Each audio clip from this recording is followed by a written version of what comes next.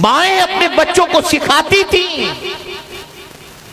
کہ بیٹا نبی کا نام لیتے رہو، مصیبت میں آقا کو یاد کرتے رہو۔ میں اپنی ماں اور بہنوں سے کہوں گا، جانتی ہو تم، ایک چھوٹا سا بچہ جس کی عمر کم و بیش 5 سے 7 سال کی تھی، اس کی ماں جب اسے کہتی تھی بیٹے نبی کا ذکر کبھی نہ چھوڑنا، حضور کو برابر یاد کرتے رہو، بچے کی عادت بن گئی تھی۔ اپنے گھر کے دروازے کے باہر اوٹے پر بیٹھ کر وہ بچہ محمد محمد صلی اللہ علیہ وسلم پکار رہا تھا۔ ایک دشمن رسول کا گزر وہاں سے ہوا، اس نے کہا چپ ہو جا، بچہ کہتا ہے نہیں ہوگا، وہ کہتا ہے چپ ہو جا ورنہ ماروں گا، وہ کہتا ہے تم مار یا کچھ بھی کر، میں اپنے نبی کا ذکر نہیں چھوڑوں گا۔ یہاں تک کہ اس بچے کو اس گستاخ رسول نے زد و کوب کیا، مارا، یہاں تک کہ اس کا چہرہ سرخ ہو گیا، گال سج گئے، ورم آ گیا، لیکن وہ بچہ حضور کے بارے میں حضور کا ذکر کرتا ہی رہا۔ ماں کو پتہ نہیں دروازے پر کیا ہو رہا ہے۔ کافی دیر کے بعد بچہ جب گھر کے اندر داخل ہوا، ماں نے اپنے بیٹے کو دیکھا کہ چہرے پر ورم ہے اور کسی نے مارا ہے، تو بچے سے پوچھا بیٹے کیا بات ہے، تمہارے چہرے پر کسی کے مار کے نشان نظر آ رہے ہیں، کیا کسی سے جھگڑا ہوا؟ بچے نے کہا نہیں ماں، تو نے کہا تھا نا حضور کا ذکر کرتا رہے، میں دروازے پر سرکار کو یاد کر رہا تھا، ایک حضور کا دشمن نکلا، اس نے زد و کوب کیا تو تیری بات مجھے یاد آ گئی، جب مصیبت آئے تو اور حضور کو یاد کرو، تو میں اور حضور کا ذکر کرتا رہا، یہاں تک کہ مارنے والا تو تھک گیا، میں ذکر مصطفیٰ نہیں چھوڑا۔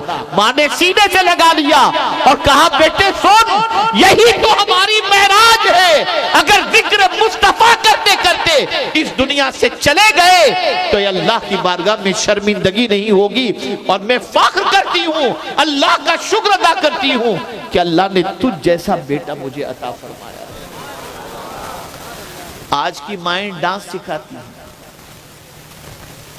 اور کہتی میرا بچہ تو فلاں گانے پر ایک دم بالکل فلاں ہیرو کی طرح ڈانس کرتا ہے، العیاذ باللہ۔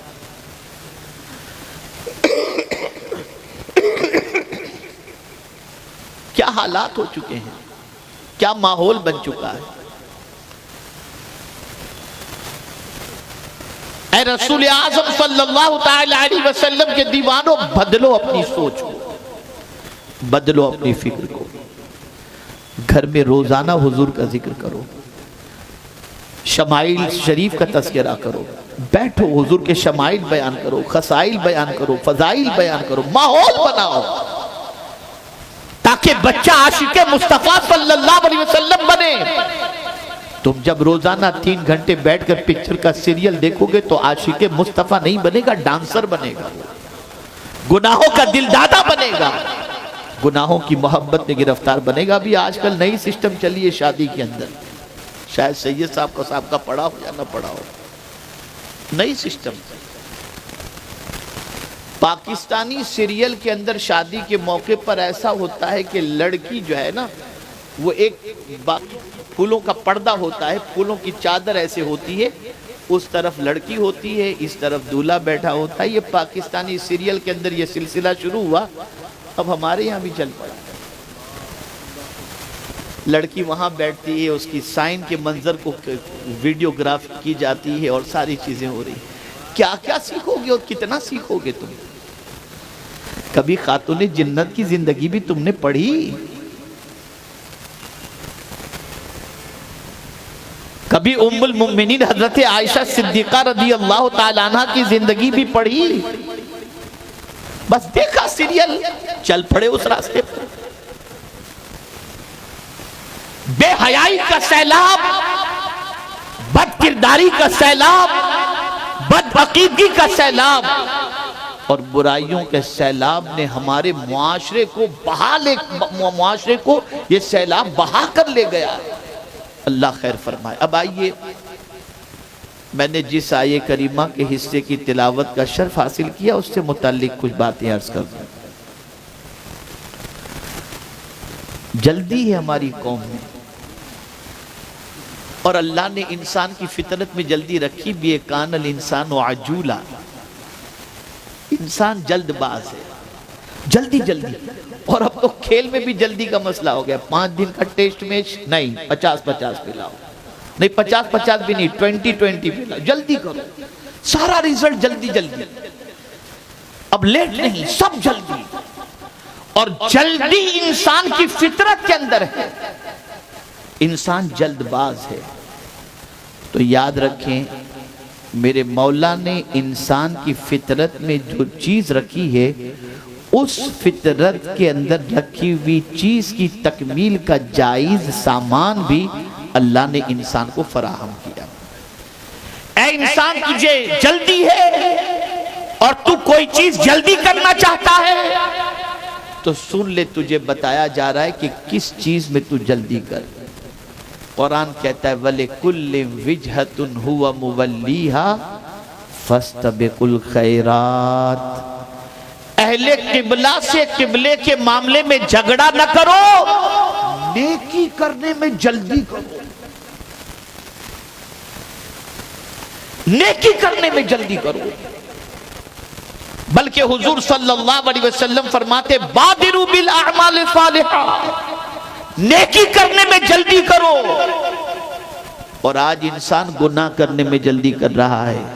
اور پھر جو حضور نے فرمایا سنو, آقا کریم صلی اللہ علیہ وسلم فرماتے ہیں نیکی کرنے میں جلدی کرو اس وقت کے آنے سے پہلے جس کی پوزیشن یہ ہو کہ فتنے رات کی تاریکی کی طرح گریں گے. اور آدمی صبح کو مومن ہوگا, شام کو کافر ہو جائے گا, اور رات کو مومن ہوگا, صبح کو کافر ہو جائے گا. اس سے پہلے نیکی میں جلدی کرو, نیکی میں جلدی کرو. جب نیکی کا خیال آئے فوراً کر دو, نیکی میں تاخیر مت کرو. آج آدمی گناہ میں جلدی کر رہا ہے, نیکی میں جلدی نہیں کر رہا.